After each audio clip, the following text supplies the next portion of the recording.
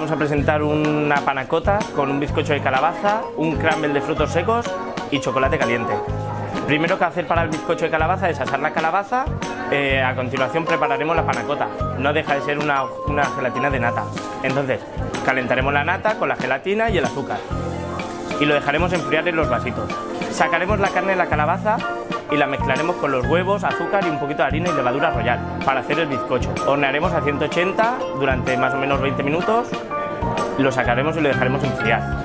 Y haremos el crumble. El crumble es mantequilla, harina de almendra en este caso y harina normal, azúcar, y hornearemos a pedacitos grandes hasta que se queden duros y crujientes. Y por otro lado el chocolate con la mantequilla. Lo derretiremos al microondas y se lo echaremos por encima. Y ese es nuestro postre.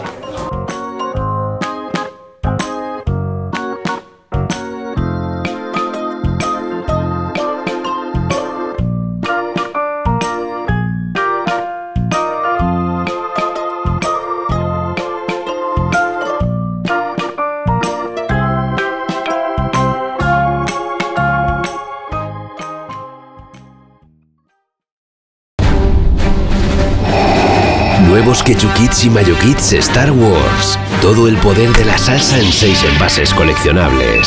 Diviértete con ellos. Entra en chubikits.es y descubre cómo ganar viajes alucinantes. Pon rumbo a la fantasía. Chubikits, sabrosa diversión.